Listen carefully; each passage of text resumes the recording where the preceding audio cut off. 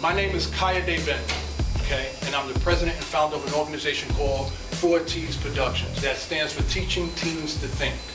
It's my job to try and inform you, to help you, to re-engage you, youth like you, in your education. So that way you can complete college. Hold on, I got it. Everybody want to know? So that way you can complete your education, establish a career, and ultimately start a business if you choose to. That's my job. How much would a company need to pay you for you to work for them? How's that? I think we go back to that. I'll do like $12 an hour. Enough money so I'm good. Every single one of you are geniuses. Every single one of you are special. You are made with a purpose. You are made with a purpose. You weren't born by accident. You weren't just born here by mistake. You have a reason why you're here. There's a certain skill set that you have that no one else has, that a lot of people need. And if you don't realize what that is, you're gonna waste your life. Find out what you're naturally good at. Find out what you do every day, whether you sleep or drink, that your friends and your family compliment you on. Find out what that is. Whether it's counting numbers, whether it's recalling history, whether it's writing, whether it's drawing, find out what that is. When you find out what that is, then take advantage of it. When you get into college, find a college that's offering a degree or profession in that field.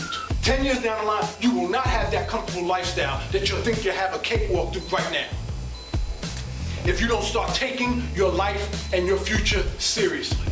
Find out what you love to do. Contact me, contact 4T's Productions. Find out what you love to do. Once you find out what you want to do, when you get into high school, graduate high school. Once you graduate high school, look for a college that caters to what you do naturally. That could be a 4-year college or a 2-year college. Here's why.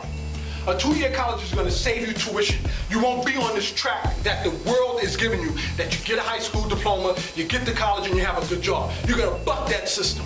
What you're going to do is you're going to choose a college that caters to your skill set, probably a 2-year college, which is going to cut your tuition in half. At the same time, when you get in college, and I'm going to get to the secret on that, when you get in college, the next thing you're supposed to do is you're supposed to find internships. Build your resume. What people lack when they do their resume is they fail to realize the effectiveness of action verbs.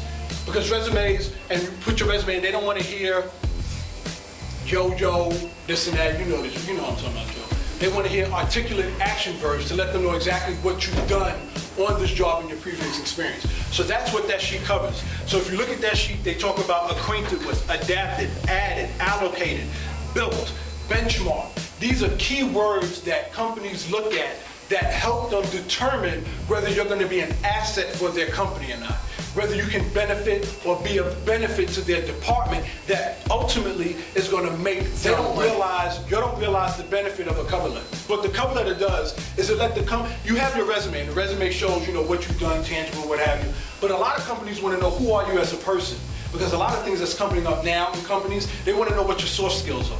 They want to know what your skill set is. They want to know, okay, what have you done, or how does your resume coincide with who you are as a person? You understand? So it helps with that personal connection with your employer or employee.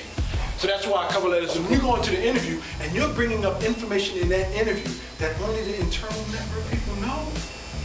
Do you know they probably won't even let you leave that interview room without hiring you on the spot? The key question that these interviewers are going to ask you is this question right here. Let's say, for example, in the perfect world, you got your college degree, right? You went through the whole education process, and we already know a college degree doesn't guarantee you a job.